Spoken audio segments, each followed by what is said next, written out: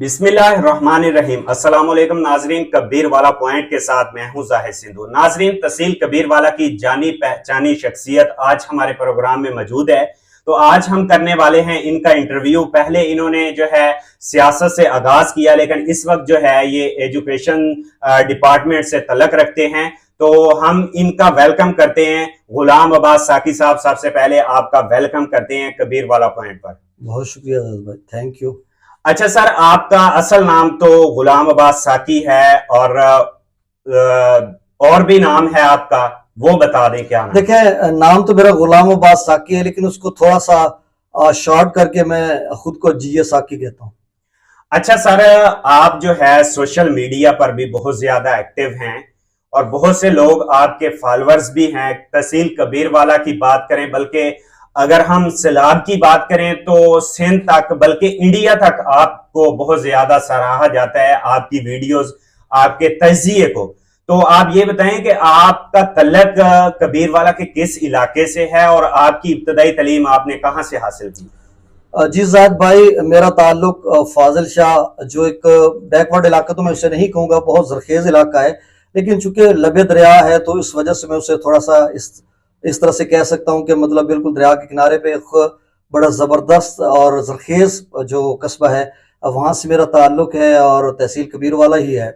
और दूसरी बात जो आपने की कि सोशल मीडिया पे इंडिया या दीगर जो मुख्तलिफ हमारे जो सूबे हैं वहाँ पे, देखिए फ्लड के हवाले से मैं फ्लड के दिनों में अपडेट करता रहता हूँ, जिसमें बहुत सारे लोग मेरे साथ टच होते हैं। मेरा एक यूट्यूब चैनल चश्मा साकी नाम से है, वहाँ पे भी 1-2 साल से मैं मतलब अपडेट कर रहा हूँ। और दूसरा मेरा फेसबुक पेज चश्मा साकी नाम से भी है, तो उसमें भी वो सारी चीज़ें, स्पीचेस हों या कोई भी इवेंट हो, तो मतलब उसको मैं लोगों तक पहुंचाता हूं। और बहुत ज़्यादा अप्रिसिएशन आई है। हालिया जो सैलाब आया है इसमें दरिया सतलुज में, तो इंडिया से भी बहुत सारे दोस्तों के कमेंट्स भी आए, कॉल्स भी आए, व्हाट्सएप पे उन्होंने कांटेक्ट भी किया इस वाले से कि आपकी जो खबरें थी वो बर वक्त थी और मुसद्दक़ा खबरें थी और तजिए तबसरे के साथ एक बड़ा प्रोडक्टिव एनालिसिस था। और अगला सवाल साथ आपने ये भी कर दिया कि इब्तदाई तालीम। तो इब्तदाई तालीम देखें, मैंने जब आंख फाजिल शाह में खोली तो जाहिर सी बात है इब्तदाई तालीम हमने जो मेरे दोस्त थे, कुलीग थे, तो हमने एक साथ, बहुत सारे हैं, अब उनको यहाँ पे मैं नाम नहीं लेना चाहता, मतलब ये 25-30 साल पहले की बात है, तो मतलब सारे लोग हम प्राइमरी की तालीम हमने हासिल की थी, गवर्नमेंट प्राइमरी स्कूल था तब फाजिल शाह। तो उसके बाद फिर मिडल हो गया और फिर उसके बाद अब जबकि हाई स्कूल है, तो मतलब मैंने जो है मिडल तक तालीम गवर्नमेंट मिडल स्कूल फाजिल शाह से की थी, अब जबकि हाई स्कूल है। और उसके बाद फिर मैंने अपना जो मैट्रिक है वो गवर्नमेंट हाई स्कूल सरदारपुर से किया था। अच्छा सर, अब आपकी तालीम क्या है अगर अब की बात करें तो? देखें, इसमें बीच में तालीमी सफर का अगर मैं थोड़ा सा आपकी बात को आगे बढ़ाना चाहूंगा। देखिए, मैंने जो सेंटर टॉप किया था सरदारपुर से 1995 में। मेरे जो टीचर थे, साइंस टीचर इज्जत माब जनाब सगीर अहमद साहब थे, जो कि अब चक नौरंग शाह हाई स्कूल में हेडमास्टर हैं, और बहुत शफीक थे और बहुत मेहनती थे और बड़े पैशन, डिवोशन और डेडिकेशन के साथ पढ़ाते थे। वो इतने इज्जत भाई नेक थे, मैं कहता हूँ वली थे, कि जब वो मोटरसाइकिल पे कबीरवाला से सरदारपुर आते थे तो वो कुरान मजीद की जो है वो एक सिपारा कम से कम रोजाना की बुनियाद पर तिलावत करते आते थे और जाते थे। सोम सलात के पाबंद शुरू से। अब तो माशाल्लाह उनको देखने को दिल चाह रहा होता है कि उनके जो नूरानी चेहरा है। तो बहरहाल उनकी जो जेर क़यादत हमने वो सफर हासिल मतलब तय किया, जो इल्मी सफर इब्तदाई मतलब 9th और 10th का। और उसके बाद फिर उनकी जो कोऑर्डिनेशन, मेंटोरिंग में बहुत कुछ हमने सीखा।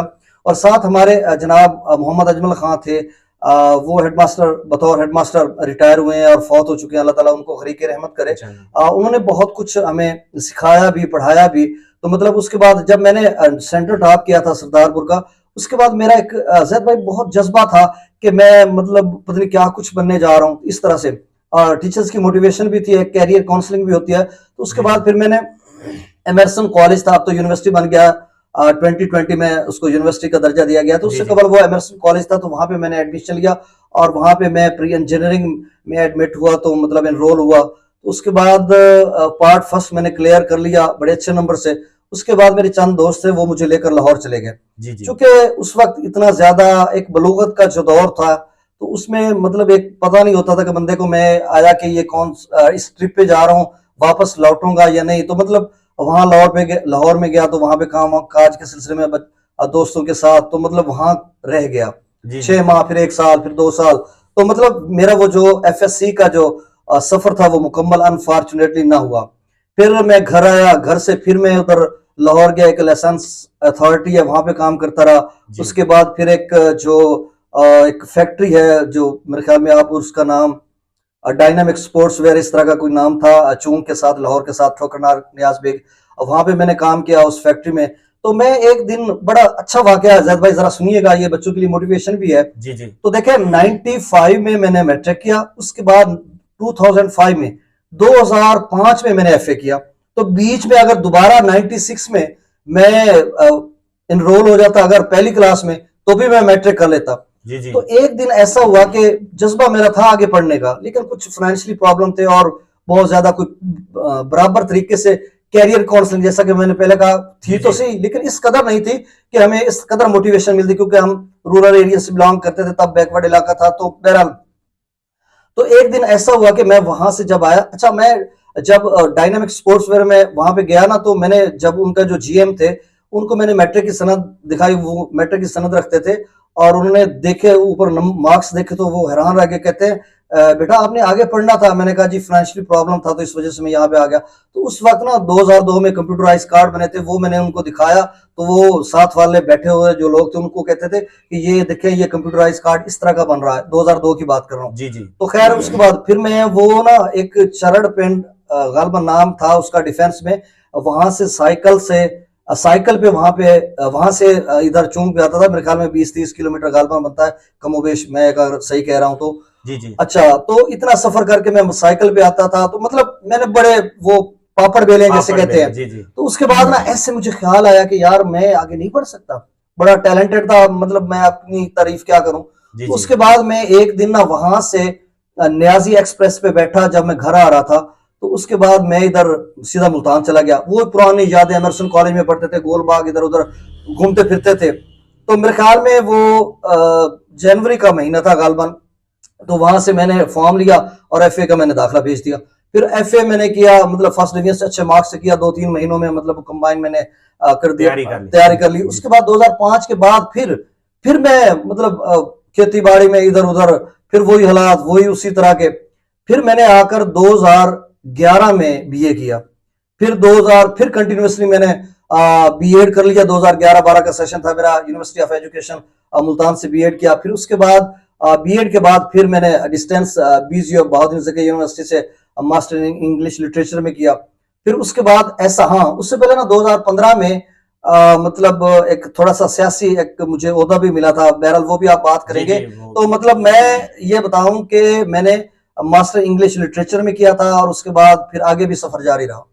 अच्छा सर, आपका जो सियासी सफर है उसके बारे में थोड़ा सा बताएं। देखिए, सियासी सफर, वो सियासी वाबस्तगी, एक जो गवर्नमेंट एम्प्लॉय है, पब्लिक सेक्टर में पढ़ाता है, तो पढ़ाता या मतलब किसी भी डिपार्टमेंट में काम जी जी करता है, तो उसका जो पॉलिटिकल एफिलिएशन है वो किसी से कहीं नहीं होनी चाहिए, क्योंकि वो स्टेट का बेनिफिशियरी है, स्टेट का मुलाजिम है, और स्टेट के साथ खड़ा होता है। तो मैं भी अल्हम्दुलिल्लाह स्टेट के साथ खड़ा हूं, मेरी एफिलिएशन किसी पॉलिटिकल पार्टी से नहीं है। हाँ, जब मैं एजुकेशन में नहीं आया था, तो तब उससे पहले मतलब हम जलसा जुलूस में भी जाते थे, नारे भी लगाते थे, और आइडियालॉजी भी थी। अब भी आइडियालॉजी तो है पाकिस्तान की कि कौन से वाली पार्टी सही सिमत में जा रही है, ये वो सारी चीजें तो हैं, लेकिन जी हम बिल्कुल उसमें इंटरफेरेंस नहीं कर सकते ना। हमारा कोड ऑफ कंडक्ट होता है, हदूद और कयूद का कदगान होता है कि एक सरकारी मुलाजिम जो है, बीइंग एक गवर्नमेंट एम्प्लॉय, कुछ भी नहीं कर सकते। तो बहरहाल, अच्छा, तो मतलब मेरा एक था शौक कि मैं पॉलिटिक्स में आऊं। तो 2015 का जो बल्दियाती इलेक्शन था, तो उसमें मैं जनरल काउंसलर की सीट पे खड़ा हुआ, तो वो मुंतखब हुआ,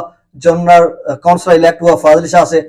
तो फिर जब 2016 का जो NTS हो रहा था, चूंकि मेरा MA इंग्लिश क्लियर हो गया था, तो उसके बाद डिग्री मिल गई थी मुझे, तो मैंने अप्लाई किया। तो NTS, बजरिया NTS फिर मैं एजुकेशन डिपार्टमेंट में आ गया, वहां से रेजिग्नेशन सबमिट हुआ। अच्छा सर, आप तकरीरें वगैरह भी लिखते हैं और हम सोशल मीडिया पे जो है देखते हैं अक्सर, तो कितनी तहरीरें लिखते हैं, और क्या आप कोई तकरीरों की जो है तकरीरें अक्सर आपकी होती हैं, मतलब कोई भी इवेंट हो, जैसे टीचर्स इवेंट है, या कोई मतलब के फादर डे आ गया, मदर डे आ गया, मुख्तलिफ, तो क्या इस पे कोई बुक भी लिखने जा रहे हैं आप?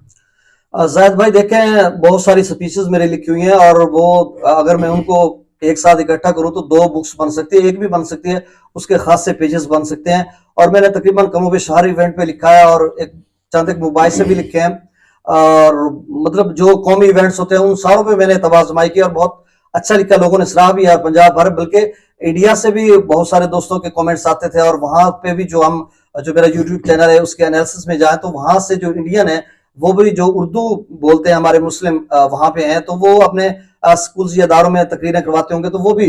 और इसके अलावा बहुत सारे और भी जो टीचर्स हैं हमारे पंजाब के, पूरे पाकिस्तान में कराची से बहुत सारे दोस्तों की टीचर्स अब साहबान की कॉल्स भी आती हैं, फेलबदी भी लिखवाते हैं। तो मतलब मेरे पास बहुत ज्यादा मटेरियल है और बहुत ज्यादा लोग उसकी लफाजी भी बहुत अच्छी होती है। एक मतलब एक जिस तरह से एक स्पीच का जो एक मटेरियल होता है वो बड़ा जानदार होता है, तो मतलब उसपे लोग उसपे कमेंट भी करते हैं और लोग उसको पसंद भी करते हैं। और ये लिख रहा हूँ, लेकिन बाज़ औक़ात ऐसा होता है कि जो हालात हाजरा पे मतलब फर्ज किया आपने करप्शन पे एक स्पीच लिखनी है तो उस पे मैंने लिखी हुई है बड़ी सख्त किस्म की। अब उसमें मजीद में अगर लिखता तो शायद मेरे लिए कदगन होता, इसलिए कि जो कंडक्ट है वो मुझे उसमें रुकावट आ जाता कि मैं वो सारी चीजें ज़ेब करतास करता। जो हालात हाजरा या जो इस वक्त जो पाकिस्तान को दरपेश चैलेंजेस है, अरबों डॉलर का मकरूज हो गया, ये बहरहाल ये एक लंबी बहस है। तो बहरहाल मैं वो तकरीरें लिखता होता हूँ, बहुत सराहते हैं लोग, और इंशाल्लाह मैं अनकरीब कोशिश कर रहा हूँ कि उसका जो कोई एक किताब पब्लिश करवाऊं।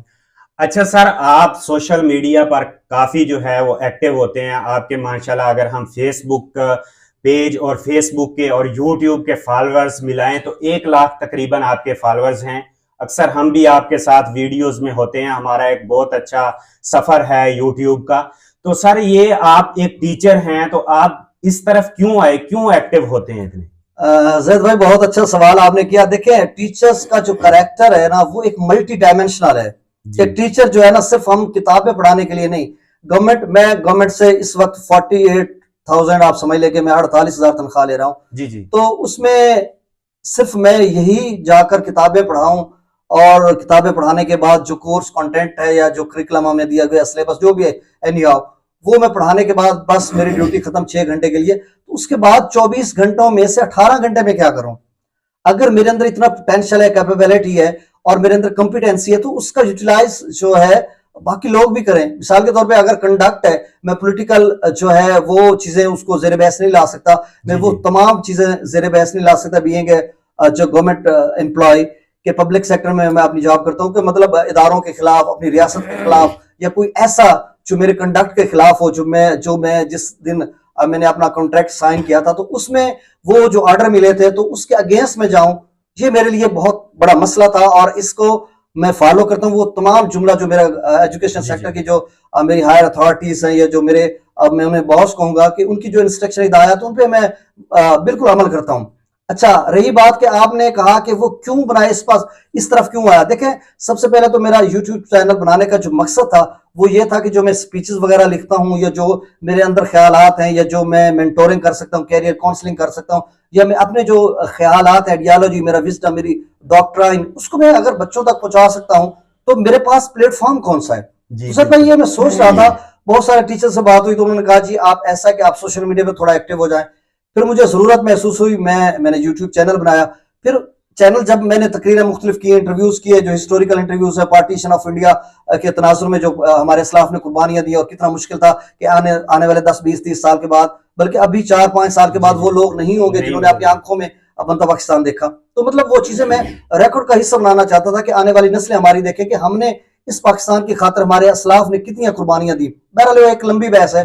तो ये सारी चीजों के बाद मुझे यूं लगा कि मुझे एक सोशल मीडिया पे बाकायदा कोई पेज या चैनल बनाना चाहिए। तो फिर मैंने चश्मे साकी नाम से चैनल बनाया, और इसलिए कि गुलाम अब्बास साकी मेरा नाम है तो चश्मे साकी, जो साकी की आंख देखेगी वो बयान करेगी। जी बिल्कुल। और फिर उसके बाद एक ऐसा आया कि फ्लड आ गया। फ्लड में मैंने 1-2 वीडियोस लगाई और उसमें प्रोडक्ट एनालिसिस के साथ मैंने कहा चले ये भी मैं लोगों को अपडेट करता हूँ। तो फिर उसके बाद लोगों ने बहुत अप्रिशिएट किया और लोग ऐसे आए कि अब 43,000 मेरे 43 के समझ लें यूट्यूब पे सब्सक्राइबर हैं और जो पेज पे भी 40,000 के करीब होने को है मेरे जो फॉलोअर हैं फेसबुक आपके फेसबुक आईडी पे भी काफी फॉलोअर्स मतलब है वहां भी। अच्छा सर, अब जो है ना मैं बड़ा सख्त क्वेश्चन करने जा रहा हूँ। अल्लाह खैर। आपके साथ तो हमारी गपशप लगती रहती है।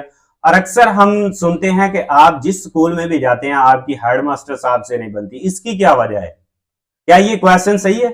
जी बिल्कुल, क्वेश्चन आपका ठीक है और इसका जवाब दे, ये तो कोई मुश्किल नहीं है। मैंने कहा पता नहीं कौन से वाला मुश्किल क्वेश्चन करने जा रहे हैं। है ना सर। देखिए जब भाई आपका जो मर्जी, कोई ये ना कहे कि साकी जीए साकी का को ये प्लांटेड या जो आप समझ लें कि स्क्रिप्टेड प्लांटेड या स्क्रिप्टेड जो इंटरव्यू नहीं था। आपका जो दिल चाहे आप पूछ सकते हैं और कमेंट्स में जो दोस्त अगर पूछना चाहे तो वो भी पूछ सकते हैं और उनकी बेस पे कमेंट्स सेक्शन में जो चीजें आएंगी उनकी बेस पे मैं दोबारा इंटरव्यू देने को तैयार हूं। आप जो मर्जी पूछ लें मेरे से। जी बिल्कुल। अच्छा, अब आपका सवाल यह था कि आपकी किसी हेडमास्टर से बनती नहीं है। देखे मैं 2 स्कूल में रहा हूं जी, और एक स्कूल में मतलब 3 हेडमास्टर साहब थे। पहले मलिक मजहर हुसैन साहब थे जो गवर्नमेंट हाई स्कूल हशमत, मेरी अपॉइंटमेंट हुई थी 15 जुलाई 2016 को अपॉइंट हुआ था। तो उसके बाद अब तक मैं 8 साल गुजार चुका हूं। तो मतलब कमोबेश मैंने 7 साल तकरीबन गवर्नमेंट हाई स्कूल हशमत में गुजारे। और पहले हेडमास्टर थे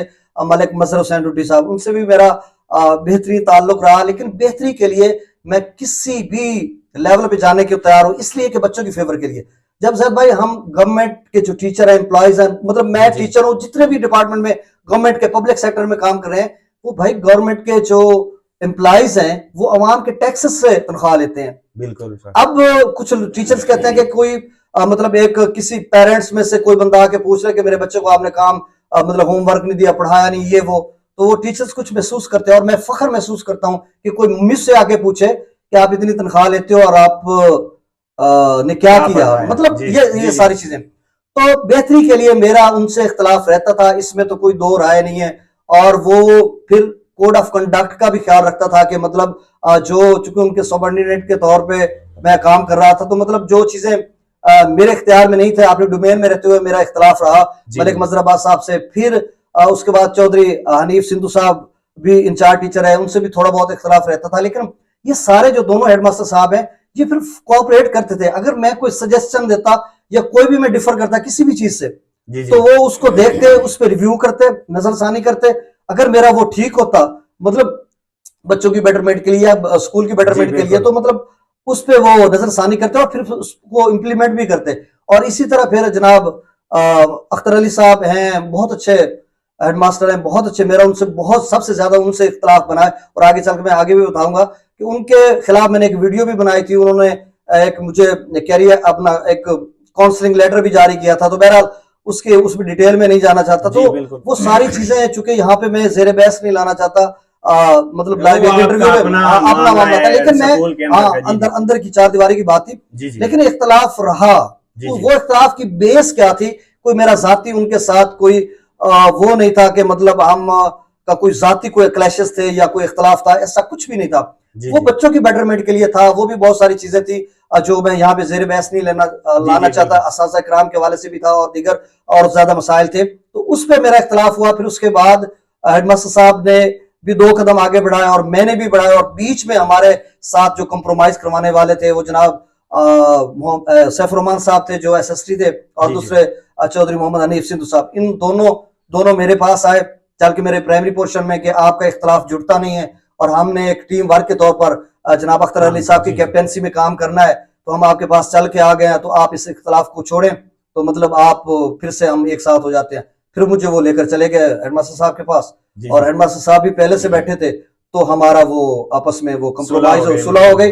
लेकिन बाद में भी अभी मैं हेडमास्टर साहब से मिलता हूँ और मैं उनको अप्रिशिएट करता हूँ, वो मुझे भी अप्रिशिएट करते हैं कि आपके होते हुए स्कूल बहुत अच्छा चल रहा था। अब भी माशाल्लाह बहुत अच्छा चल रहा है। वहां से मैं चला गया हूँ तो मतलब टीचर्स बहुत काबिल तरीन वहां पे असातिज़ा किराम है, और दिन रात वो इल्म दानिश की मिराज तक ले जाने के लिए सरगर्म अमल है। तो मतलब मेरा नहीं। अब उसके बाद आखिरी बात मैं करूं अगले सवाल की तरफ, और सोच के बैठिएगा कि अगला सवाल इतना सख्त करना है कि ताकि मुझे पसीने छूट पड़े।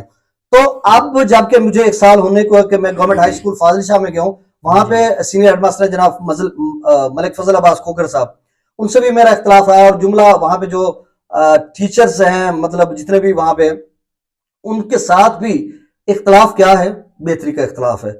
कि वहां भी ऐसा होता था कि मतलब कुछ ऐसे चीजें जो यहाँ पे डिस्कस नहीं करते, मेरा अपना कंडक्ट है।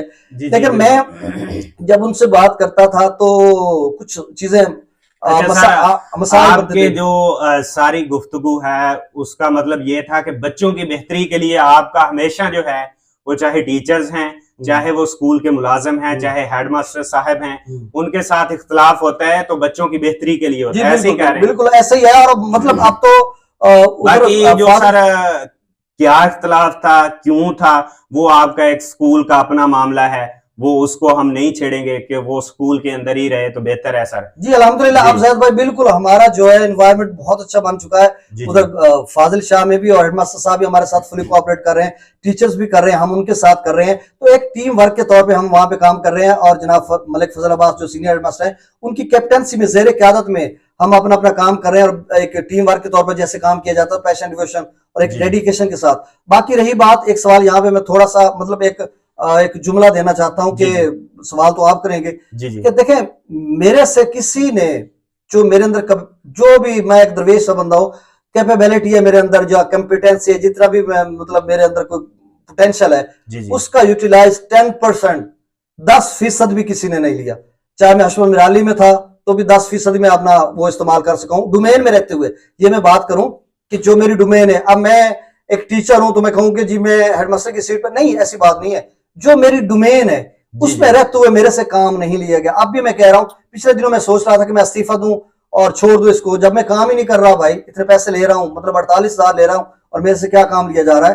तो मैं बहुत कुछ कर सकता हूं जो मेरे से, ये नहीं, जो जी मेरे जी से काम लेना चाहिए वो नहीं ले पा रहे। अभी 10% में वो अपना जो पोटेंशियल उसको यूज कर रहा हूँ और 90% मेरा जाया हो रहा है। तो सोशल मीडिया पे मैं कर रहा हूँ जो एफर्ट है आपके सामने। अच्छा सर, तकरीबन जो है 2 करोड़ पाकिस्तान के बच्चे जो हैं वो बाहर हैं, स्कूलों से बाहर हैं, उसके बारे में आप क्या कहना चाहते हैं? हाँ, देखें, ये सवाल आपका अच्छा सवाल है, इसलिए कि 25 करोड़ आबादी हमारी हो गई। और जो 25A जो एक आर्टिकल है उसके मुताबिक 6 साल से आप समझ लें कि 5 से 6 साल समझ लें, जी जी 16 साल तक हर बच्चे का जो तालीम का बुनियादी हक है, जी जी यानी बिल्कुल। यानी यानी जो तालीम है उसको हासिल करना, एक यानी पाकिस्तानी जो बच्चा है उसका ये हक है, वो डिजर्व करता है। जी तो जी इस हवाले बिल्कुल। से स्टेट कोशिश कर रही है, अपनी रियासत कर रही है कि जितना भी सहूलियात पहुंचाएं वो पहुंचा रहे हैं। स्कूल्स भी हैं, इदारे भी हैं, करिकुलम भी अच्छा डिजाइन किया गया है और मतलब कोशिश की जा रही है। लेकिन कुछ ऐसी चीजें हैं जो अब भी जो आप 20 मिलियन कह लें या 25 मिलियन कह लें, 2.5 करोड़ बच्चा कह रहे हैं, वो स्कूलों से अब भी बाहर है, इसमें कोई दो राय नहीं है। उसकी वजह ये हो सकती है, एक है पॉवर्टी, जैद भाई गुर्बत बहुत है हमारे, अभी भी 5 करोड़ से ज्यादा जो जो खाते लकीर है गुर्बत का, जी उससे भी जी नीचे जिंदगी बस कर रहे हैं। वो काम वाम सिखा रहे हैं। अब जो ड्रॉप आउट है ये तो अभी बताते नहीं है लोग, मैं भी ऐसे दबे लफ्जों में बताऊंगा कि हमारे जो, अगर फर्ज किया किसी स्कूल की 700 स्ट्रेंथ है तो उसमें 200 बच्चे हैं ही नहीं, तो वो फेक है। वो फेक इसलिए है, अब वो आगे रिपोर्ट भेजे तो भी मसला बनता है कि ड्रॉप आउट में आ जाएंगे फिर आगे। और यकीन माने कि हमने इतनी एफर्ट की है, इदारा के सरबराह एफर्ट कर रहे हैं, टीचर्स कर रहे हैं, लोगों के पास जा रहे हैं, उनको मोटिवेट कर रहे हैं कि भाई एजुकेशन में मतलब अब जो तालीम की अहमियत और अफादियत है वो तो मुसलमा है, किसी को बताने की जरूरत नहीं है। अब देखिए मॉडर्निटी आ गया, डिजिटलाइजेशन आ गई और मतलब लोग कहां से कहां तक पहुंच रहे हैं। बिल्कुल। तो अब तालीम का हमें बताने का मतलब जरूरत ही नहीं है, लोग खुद से जान गए। लेकिन गुर्बत इस कदर है कि लोग कहते हैं जी हम 10 साल पढ़ाएंगे तो 10 साल में हमारा बच्चा काम सीख जाएगा, रोजी रोटी कमाने का हो जाएगा। तो मतलब इस तरह से। और दूसरा फिर प्रॉपर तरीके से जो एक कंपेन लॉन्च की जाती है कि मतलब आपने बच्चों को लेके आना है ऐसे ऐसे। ये तीसरी जो आखिरी और बहुत अहम बात है, ये बहुत अच्छा सवाल आपका था, इसमें मतलब आधा जी मिनट जी और लूंगा आपका। देखें, जब आपका एक आर्टिकल कहता है कि जो बच्चा स्कूल में एनरोल, जो फर्द बच्चे को स्कूल में एनरोल नहीं करवाएगा, या तो वो 50,000 जुर्माना पे करेगा या 6 माह कैद, या फिर दोनों हो सकती हैं। जी अब हेडमास्टर साहब को मैंने कहा, प्रोफार्मे हमने लिखवाई, हशमत मिराली में था तो भी हमने वो 50,000 जुर्माने वाला है वो हमने फॉर्मेट मतलब किया, उसको मतलब प्रोफार्मे निकाल के सिग्नेचर करवा के हम लोग ले गए डराने धमकाने के लिए कि लोगों को डराएं कि भाई ये 6,000 6 माह आपको कैद हो सकती है, 50,000 जुर्माना हो सकता है, तो मतलब आप बच्चों को नहीं भेज दाखिल सकते। करवाएं। जी तो उसका कुछ इम्पैक्ट पड़ा था, कुछ असर पड़ा था। पर इसी तरह मैंने अपने हेडमास्टर साहब को, जो अब हालिया हेडमास्टर जिस स्कूल में गया हूं, उनसे भी बात की। उन्होंने कहा जी आप ले जाएं, बेशक आप पुलिस वाले को साथ ले जाएं। तो जब तक हेडमास्टर साहब आप कानून की अमलदारी नहीं करेंगे, ये वाला जो आखिरी स्टेप है इसको नहीं लागू करेंगे, मतलब पुलिस के जरिए या फिर वो परफार्मा जो होता है उसके जरिए जब जाएंगे, लोगों के अंदर खौफ और आस पहले का कि यार ये तो हमें कैद हो सकती है या जुर्माना हो सकता है, हम अपने बच्चों को स्कूल में भेजें। फिर टीचर्स भी उसी तरह से, फिर गवर्नमेंट के स्कूल का अलमिया होता है कि वहां पे कुछ यहाँ मनफी प्रोपेगेंडा फैलाया जाता है कि गवर्नमेंट स्कूल्स में जो है वो स्टाफ नहीं है, टीचर नहीं पढ़ाते, ये वो। देखिए कभी आपका इत्तेफाक वो हो तो आप देखें पूरी क्रीम जो है वो निकल के आती है। अब मैं बजरिया एनटीएस यहाँ पे पहुंचा हूँ, तो बाकी जितने भी टीचर्स हैं वो इतने क्वालिफाइड हैं, उनके अंदर यानी कैपेबिलिटी की या एबिलिटी की, किसी किसी चीज की, प्रोफेशनलिज्म की, किसी चीज की कमी नहीं है। सिर्फ कुछ है जो मॉनिटरिंग प्रॉपर तरीके से होनी चाहिए, कुछ है फ्लॉ बैक जो मतलब इसका फीडबैक भी मैं अगर देना चाहूँ तो दे सकता हूँ, कोई कदगन नहीं है। तो बहरहाल ये चीजें हैं, इंशाल्लाह ये भी साथ साथ हो जाएगा। और जो 2 करोड़ बच्चा है उसके लिए हम कोशिश कर रहे हैं, मैं भी अपने चैनल के तवज्जो से भी कोशिश कर रहा हूँ आजकल कि लोगों को मोटिवेट करूँ और कोशिश करूँ कि कुछ छोटी मोटी स्टोरियां बनाऊं और इन बच्चों को स्कूल में लेके आए, एक कैंपेन जो एक बड़े वसी पैमाने पर चलाएं इसकी मुल्क भर में। अच्छा सर, पाकिस्तान के निज़ाम तालीम को किस तरह जो है वो बेहतर किया जा सकता है? देखें, एक आप निजाम, जैद भाई ये एक ऐसा सवाल है जिसके पीछे बहुत सारे मुज़मिरात हैं, इम्प्लीकेशंस हैं, अब इसके कॉन्सिक्वेंसेस हैं। अब इसमें मैं बात चल पड़ी तो फिर पता नहीं कहां तक पहुंचेगी। एक आप निजाम तालीम को रो रहे हैं, इसमें आपने सवाल अच्छा किया। लेकिन निजाम तालीम के साथ जुड़े कुछ और निजाम भी हैं। ये हमारा जो पूरा सिस्टम है, इस सिस्टम का फेलियर ये है कि ये एक हाथ में सिस्टम है, वहीं से रन हो रहा है, माइट इज राइट। अगर हर इदारा अपनी डोमेन में रहकर अपना वाइटल और डायनामिक किरदार अदा करे तो मेरे ख्याल में फिर ये कोई मसले नहीं बनते। अब देखें सीएम साहब है मोहसिन नकवी साहब, अब वो आए, चूंकि वो एक जर्नलिज्म में उनका ताल्लुक जर्नलिस्ट है, उनका साफों से ताल्लुक है, वो अब उसमें मैं ज्यादा बात नहीं कर सकता, कंडक्ट है कि उनका जो साफ्ती कैरियर है वो कैसा रहा और अब उनको यहाँ पर बिठाया गया और पीछे कौन है, ये सारी चीजें हर बंदे को पता है। अब वो टीचर्स को उन्होंने हालिया जो प्रोटेस्ट हुआ है उसमें 16 एमपीओ के तहत जो अंग्रेजों का कानून था, जंग आजादी के वक्त जो लोगों को जिसको जाते थे उसको जेल डाल देते थे, तो बहरहाल गस से पिटे जो है वो कानून अभी भी लागू है। हमारा रूल ऑफ लॉ का फुकदान है, हमारा जो आइन है वो एक किताबचा समझा जाता है, जब चाहा अमेंडमेंट करके उसका पेज फाड़ लिया, इजाफी लगा दिया, किताबचा समझा, फोल्ड कर दिया, फाड़ दिया। अच्छा, अब सवाल यह है कि जो टीचर्स हैं निजाम तालीम कैसे, देखिए सबका हुकूमत में एक करिकुलम को डिजाइन किया गया था, सिंगल नेशनल करिकुलम, मतलब एक कौम एक निसाब। अब उस निसाब की इम्प्लीमेंटेशन तो हुई है लेकिन उसमें कुछ फ्लॉ है, कुछ और गैप है जिसकी हम फीडबैक देंगे। मैं एमफिल का मेरा एक थीसिस भी है, उसमें मैंने काम किया 4 डिस्ट्रिक्ट खानेवाल की 4 तहसीलों में, वहां से मैंने रिसर्च डाटा कलेक्ट किया। उसमें एक सवाल ये भी था कि जो करिकुलम है वो कितना मुश्किल है और क्या beyond the understanding of the students, ये सारी चीजें वहां पे, और उसका आउटपुट फाइंडिंग भी है, वो आप यहाँ पे इंटरव्यू में नहीं बता सकता। तो ये सारी चीजें, सबसे पहले ये है कि आपका जो मैकेनिज्म है इसको ठीक करना चाहिए, टीचर्स को फैसिलिटेट करना चाहिए। अब टीचर का पेंशन का लीव इन कैशमेंट का जो मसला है, अब उसमें वो उधर ख्वार हो रहे हैं, स्कूलों में तालाबंदी है और बहुत ज्यादा मसाइल हैं, और उन्होंने टीचर्स को 1 महीने के लिए 1 लाख पर जेल में भेज दिया। भाई इस तरह से डंडा इस्तेमाल करने से कुछ नहीं होता। आप डंडा इस्तेमाल करके एक जो कोई सियासी पार्टी है उसको दीवार के साथ लगा सकते हैं, किसी और को लगा सकते हैं। अगर आप मुख्तियार कुल बनकर ये सारा काम करेंगे तो हमारा निजाम नहीं चलेगा। तो इसके लिए ये है, फिर से मैं 10 बस्ता गुजारिश करता हूं उन हायर अथॉरिटीज से, अरबाब इख्तियार से, जो इस वक्त मुल्क को रन करा रहे हैं। आप भी समझ गए मैं किन से मुखातिब हूं, और मैं जिनसे मुखातिब हूं मैं भी उनको बात वहां तक पहुंचा सकता हूं और पहुंचा रहा हूं कि खुदारा आप थोड़ा सा नजरसानी करें, इस मुल्क के पे रहम करें कि ये मुल्क जो है ये अल्लाह की देन है और खुदादाद सलाहियतों से माला माल यहाँ पे अवाम है, नौजवानी, अफरादी कुव्वत है, और क्या कुछ अल्लाह ने हमें नहीं दे रखा। 4 मौसम लोगों के, तो गर्मी के अलावा कोई और मौसम ही नहीं आता। सऊदी अरेबिया की बात कर लें, वो दिसंबर में थोड़ी सी ठंडी हवाएं चलती रही तो गर्मी का मौसम। हमारे पास मौसम, मैदान, पहाड़, आप शारे, क्या कुछ नहीं अल्लाह ने दिया।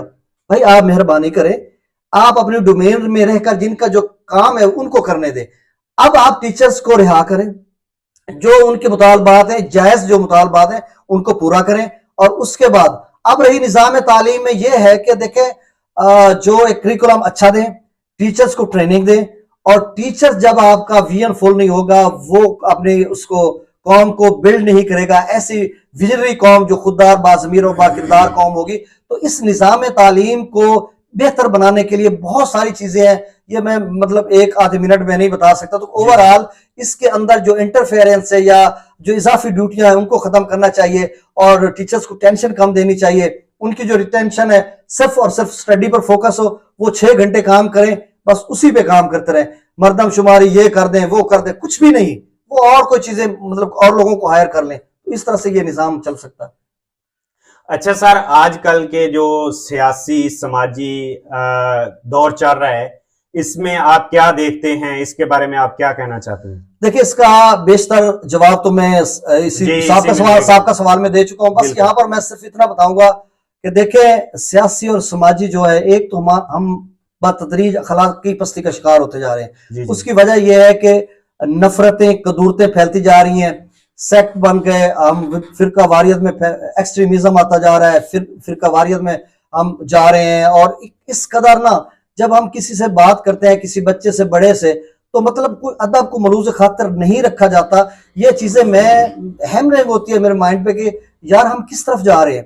तो ये अखलाकी पस्ती का शिकार हमारा जो समाज बन चुका है, हमारे जो सोसाइटल इश्यूज हैं, और उनको अब यहाँ पे मैं डिस्कस नहीं कर सकता उसमें मतलब कौन कौन शामिल है। तो बहरहाल दूसरी बात जो सियासी है, देखें जो जमहूरी रिवायात हैं उनको अगर पनपने दिया जाए, उनको बढ़ने दिया जाए, तो जमहूरियत अगर बढ़ेगी तो एक कॉन्स्टिट्यूएंसी से, चूंकि मेरा ये कंडक्ट है, मैं दबे लफ्जों में ये बात कर रहा हूं। ये आपने सवाल किया तो चले मैं इसका सवाल देता हूं। इसमें कोई राय नहीं है, ना कोई मेरे इदारों के खिलाफ ये बात है और ना मेरी रियासत या स्टेट के खिलाफ है। देखिए, एक सियासी सवाल है तो सियासी सवाल का सियासी जवाब दे रहा हूं। देखें, इसके लिए यह है कि आपका जब आप सियासत को या इस दस्तूरी ऐवानों का तकद्दुस बरकरार रखेंगे, तो फिर हर कॉन्स्टिट्यूएंसी से एक रिप्रेजेंटेटिव जाएगा, एक नुमाइंदा जाएगा, एक इलेक्टेड उम्मीदवार जाएगा, वो जो उनके तर्जमानी करेगा, वो जो 1 लाख वोट देंगे, 1.5 लाख वोट देंगे, वो दस्तूरी ऐवानों में जब बैठेगा, उनके अवाम देखे नहीं, लोग कहेंगे कि जो पहले बैठे थे उन्होंने क्या किया 75 साल में। मुझसे सवाल करेंगे, कमेंट में भी करेंगे, मैं साथ जवाब भी दे देता हूं। देखिए, बहुत ज्यादा मसाइल हैं भाई। जब जमहूरियत को परवान चढ़ने ही नहीं दिया गया, जमहूरियत जिस तरह से अब हमारा पड़ोसी मुल्क है, नेबरिंग कंट्रीज में जमहूरियत, खासकर इंडिया की देख लें, जो हमें जमहूरियत वो मनाते हैं भाई, जमहूरियत जमहूर से निकली है। तो जमहूर को जब आप राइट देंगे, उनके जो हक रायदही का इस्तेमाल करेंगे, वो कैसे करेंगे?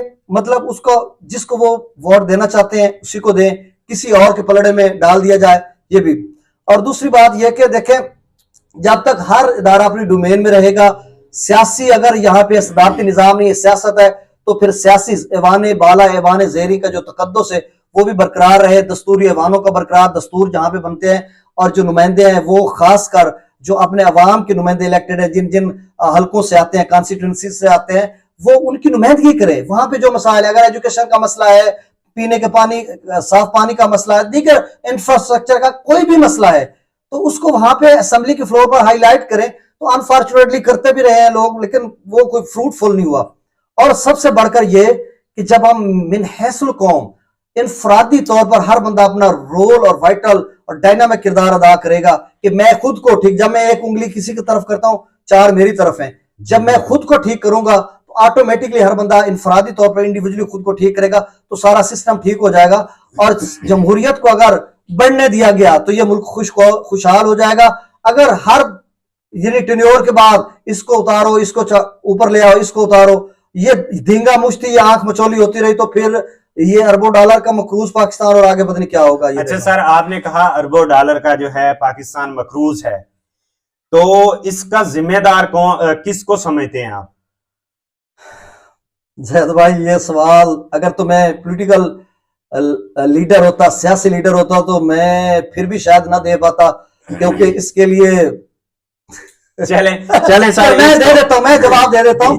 देखें, अरबों डॉलर के मकरूज पाकिस्तान को करने में जब चूंकि अब इसमें ना वो चीजें जेर बहस आएंगी कि इसमें अस्करी क़यादत की पाकिस्तान में भी हुकूमत रही है और सिविल हुकूमत भी रही है, तो उसमें क्या कुछ होता रहा, कब डॉलर बढ़ा, कब कम हुआ, पहले कर्जा कब था, यानी 2000 में जब 2002 में हुकूमत संभालेगी या 1999 में, किसी का नाम नहीं ले रहा, तब डॉलर का रेट क्या था, कर्जा 6 अरब डॉलर था, अब कितना हो गया, 6000 अरब था, तो अब 1000 अरब से ऊपर के पता नहीं कितना, 100 अरब डॉलर से तो अब बहुत ज्यादा ऊपर चला गया। तो इसके पीछे वही जो चीजें मुझ में रात कार फरमा है, जो मैं पहले बता चुका हूं कि जब एक इदारा अपनी डोमेन में रहेगा, तेरा काम है तुझे करने दिया जाए, मेरा काम मुझे करने दिया जाए, तो मेरे ख्याल में अच्छा ये सर, मसाइल ना इसका बने। मुख्तसर खुलासा मैं ये निकालता हूं कि जैसे मैं बैठा हूं या आप बैठे हैं, हम भी अपनी जो है मुकम्मल जिम्मेदारियां जो हमें मिली हुई हैं उन पे पूरा नहीं उतर रहे, ऐसे ही है ना? जी कि बिल्कुल हर बिल्कुल। बंदे को अपनी जिम्मेदारी से काम करना चाहिए। इसी लिहाज से जो है पाकिस्तान तरक्की भी कर सकता है। जी अच्छा बिल्कुल। सर, एंड पे जो है, आप जो एक टीचर हैं और पढ़े लिखे हैं माशाल्लाह, ये क्वेश्चन मेरे जहन में आ रहा है, फिर एक क्वेश्चन और जहन में आ गया, वो बाद में करेंगे। तो आप हमारे स्टूडेंट्स को क्या पैगाम देना चाहेंगे, और हमारी जो कबीर वाला की आवाम है खास तौर पे हमारे कबीर वाला पॉइंट को बहुत ज्यादा देखती है, उनको क्या पैगाम देना चाहेंगे? अजैद भाई बहुत अच्छा आपने सवाल किया, और यहाँ पर देखें हम कहाँ पे खड़े हैं। वो इकबाल का, अल्लामा इकबाल रहमतुल्लाह अलैह का बहुत खूबसूरत शेर है जी जी। कि गर मकसूद हो तरबियत लाल बदख्शां, गर मकसूद हो तरबियत लाल बदख्शां, बेसूद है भटके हुए खुर्शीद का परतो, दुनिया है रिवायात के फंदों में गिरफ्तार, क्या मदरसा वालों की तागो दो, कर सकते थे जो अपने जमाने की इमामत, वो कोहना दिमाग अपने जमाने के पैरों। हमने तकलीद कर ली है यूरोप की, और वेस्टर्न जो सिविलाइजेशन है उसकी की है, और यकीन करें उससे देखें उसके बगैर ये कहते हैं, मैं भी शायद कहूं कि अब मैं एमफिल इंग्लिश कर रहा हूं तो मुझे इस्लामिक स्टडी में करना चाहिए था। अब मैं भाई उनकी तकलीद हम नहीं करते, तकलीद जिनकी करनी है वो हम कर रहे हैं अल्हम्दुलिल्लाह, बैसियत हम मुसलमान हैं। जी बिल्कुल। लेकिन वहां पे जो चीजें, जो नॉलेज लेना है उसको हम नॉलेज से लेकर उसको इम्पार्ट कैसे करना है, या फिर हम उनको अगर जवाब किसी भी सूरत में देना तो फिर हम उन्हें उनको जवाब कैसे देना है। जी अब जो डोमिनेंट जो इस वक्त है सोसाइटी से, कौन से हैं? यहूद नसारा हैं। हम कहाँ पे खड़े हैं? ये आपने तुलबा का मैसेज पैगाम की बात की, तो उसी पे मैं आप थोड़ा सा उसको ना एक जो इक्तबास या आप उसे तमहीदन कह लें, उसमें ये बात करने जा रहा हूं। देखें अल्लामा इकबाल ने बड़ा खूबसूरत शेर कहा था कि इकबाल को शक उसकी शराफत में नहीं है, हर मिल्लत मजलूम का यूरोप है खरीदार, ये पीर कलीसा की करामत है कि उसने बिजली के चिरागों से मुनव्वर किए अफकार, बिजली के चिरागों से मुनव्वर किए अफकार। आज भी जलता है मेरा दिल शाम फलस्तीन पर, आज भी जलता है शाम फलस्तीन पर मेरा दिल, जुबान से खुलता नहीं ये उकदा दुश्वार, तुर्कान जफा पेशा के पंजे से निकलकर बेचारे हैं तहजीब के फंदे में गिरफ्तार। हमारा जो लेवल था वो क्या था जैद भाई? ये बड़ी बड़ी मुश्किल बातें मैं कर रहा हूँ, वो वाली जो मतलब एक टीचर के जो अंदर की बातें हैं ना, वो स्पिरिट से एक रूह के साथ मैं वो कर रहा हूँ कि हम कहाँ पे खड़े हैं। इकबाल फरमाते हैं कि बिजली के चिरागों से उन्होंने बिजली, मॉडर्निटी, मशीनें बना ली, बहुत कुछ बना लिया, और आपने अफकार को लोगों तक पहुंचाया, रोशन कर दिया। हमारे अफकार तो वो रोशन थे जो 1450 साल पहले हमें फिलॉसफी मिली थी, जो विजडम मिला था, जो डॉक्ट्राइन मिली थी, जो दस्तूर हयात मिला था, जो ज़ाब्ता हयात मिला था। आप मुख्तलिफ जो गैर मुस्लिम कंट्रीज में उसको इम्प्लीमेंट भी किया जा रहा, बहुत कुछ। हमने कुरान से बड़ा कुछ सीखना था। हमारे जो साइंसदान थे और बहुत कुछ उन्होंने क्या किया, फिर मुल्लाइज्म आया, उन्होंने फतवे जड़ने शुरू किए, और 400 साल जो एक जो छापा खाना है उस पर पाबंदी रही। हमारा जो एक लिटरेचर था या हमारी जो साइंस की चीज मतलब जो बुक्स थी उनको आगे मतलब ना फैलाया गया। और ये एक बड़ी लंबी बहस है, मैं इसको वाइंड अप करना चाहता हूँ। जो पैगाम की तरफ आता हूँ इसमें तो मैं घंटों बोल सकता हूँ कि इसमें क्या जो हमारे फेलियर हैं। पैगाम ये है कि देखें प्यारे बच्चों, आप पैगाम सुन लें, उसमें ना ये तो बड़ी लंबी गुफ्तगू है। पैगाम आपके लिए ये है, एक तो आपकी पॉलिटिकल एफिलिएशन नहीं होनी चाहिए। कोई सियासी पार्टी, ठीक है गो कि आपको एक सियासी पार्टी अच्छी लगती है, मैं गुज़श्ता 3-4 रोज से देख रहा हूं, अभी जब आज कौन सी डेट है? 15 अक्टूबर है, तो 2-3 दिन से टीचर्स का जो प्रोटेस्ट हो रहे हैं, तो उसमें मैं देख रहा हूं कि जो यंगस्टर नौजवान है वो पैनाफ्लिक्स और बैनर्स फाड़ रहे हैं। तो बेटा ये बहुत कोई मुस्तहसन अमल नहीं है। देखें आपने अभी तालीम हासिल करनी है, बहुत वक्त पड़ा, बहुत टाइम पड़ा है। 22 साल में अपनी तालीम मुकम्मल कर लें, पीएचडी कर लें या जॉन सी जहां तक आपका शौक है पढ़ लें, उसके बाद अल्लाह आपको जिंदगी देगा, आप हजारों बस जिए। आपने इस मुल्क की बागडोर संभालनी है, सियासत करें, जो मर्जी करें, अभी आपने गैर सियासी रहना है और एक जज्बे के साथ पढ़ना है। देखिए टीचर्स, आपने टीचर्स का अदब करना है, पेरेंट्स का अदब करना है।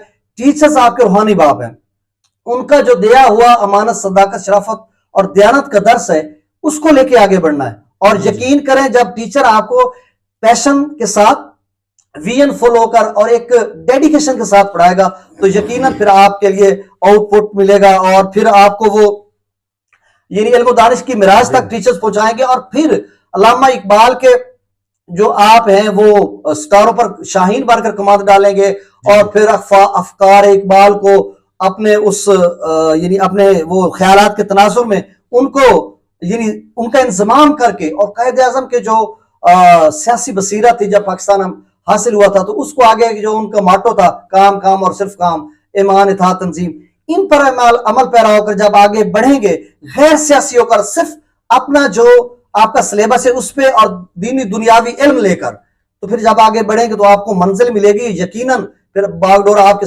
हाथ में होगी और इस पाकिस्तान को आपने अजीम से अजीम तर बनाना है और इस पाकिस्तान को इस्लामी नुमाइंदा फलाही रियासत बनाना है।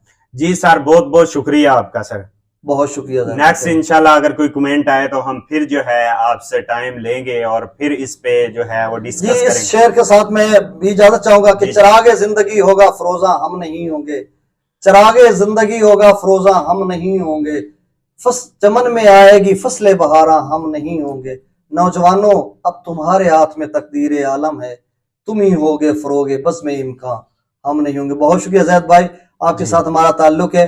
कबीर वाला पॉइंट का भी शुक्रिया अदा करता हूँ, आपके पंजाब विलेज रंग का भी शुक्रिया अदा करता हूँ। बहुत शुक्रिया, थैंक यू। जी नाजरीन, ये थे गुलाम अब्बास साकी, जीए साकी और चश्मे साकी के जो चैनल है यूट्यूब का वो चलाते हैं और फेसबुक पेज भी है, काफी एक्टिव हैं सोशल मीडिया पर। आज इनकी स्टोरी जो है हमने आप लोगों के साथ शेयर की। आप लोगों ने कमेंट करके लाजमी बताना है कि इनकी स्टोरी आप लोगों को कैसी लगी। आप लोग हमारी राय से जो है इख्तलाफ भी कर सकते हैं, आप लोग कमेंट करके जो है हमें आगाह भी कर सकते हैं। इसी के साथ अपने होस्ट जाहिद सिंधु को दीजिए इजाजत, मिलते हैं नेक्स्ट वीडियो में।